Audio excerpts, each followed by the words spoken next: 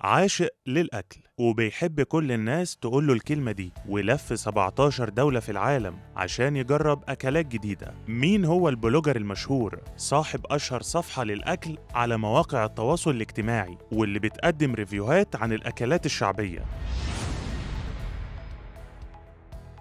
يا ترى ايه حكاية الفود بلوجر المشهور عدنان؟ اسمه عدنان عبد المجيد إبراهيم من منطقة شبرا، وعنده حوالي 40 سنة، وعاش في الصين لمدة 14 سنة، وزار أكتر من 17 دولة في العالم عشان يدوق فيها أشهر أكلاتهم. والفكرة جات له لما كان عايش في الصين، خصوصاً إنه لاحظ حبه للأكل من صغره، وكان مستمتع جداً بفكرة تجربة الأكلات الجديدة، وفضل يجرب أكلات جديدة من كل العالم لحد ما وصل وزنه ل 120 كيلو. ولما ظهر فيروس كورونا قرر يرجع مصر ويعمل عملية لتكميم المعدة، وبسبب إنه اتحرم وقتها من أكلات كتير جات له فكرة ترجع له تجربة الاستمتاع بالأكل بس بشكل مختلف، وقرر إنه ينزل الشارع ويصور أشهر أكلات الشوارع وأفضل مطاعم بتقدم أكل شعبي، وحب وقتها يعرف الناس على أكلات اتحرم منها بعد عملية تكميم معدته، وفي نفس الوقت يرجع ذكرياته مع الأكل. وبرغم إن في سنين كتيرة قضاها عدنان في الترحال بين الدول برا مصر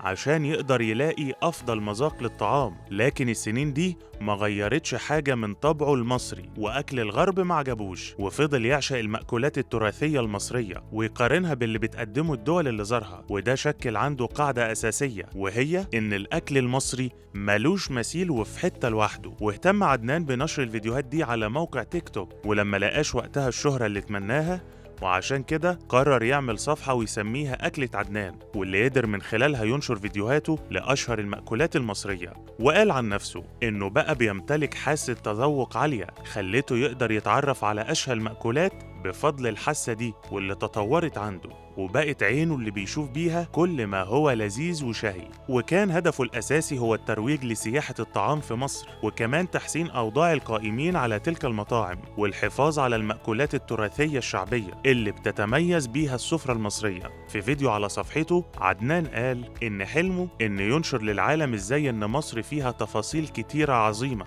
الأكل واحدة منها، وعشان يعمل ده ناوي إنه يلف مصر كلها من حلايب وشلاتين إلى مرسى مطروح لعرض أشهر المأكولات بكل محافظة. نفسي أكون سبب في الترويج لسياحة الأكل، زي ما أنا بلف العالم علشان آكل، أكيد في برضه سياح بتلف علشان نفس الهدف. ليه ما نحاولش نجذبهم لينا من خلال عرض أشهى الأكلات التراثية؟ والجميل في الموضوع إن فيديوهات عدنان بتحقق مشاهدات بالملايين، الفيديو الواحد مش بيقل عن مليون بعد كام يوم بس من عرضه، خصوصا بعد ما زاد جمهوره على السوشيال ميديا، وده طبعا حقق له مكاسب كتيرة جدا. أما بقى لو بتسأله عن السبب في النجاح اللي وصل له عدنان، فحسب تصريحاته، وده كان في واحد من فيديوهاته، وقال فيها الخير وبركة الناس الغلابة اللي بصورهم فيشتهروا أكتر والناس تجيلهم من كل مكان.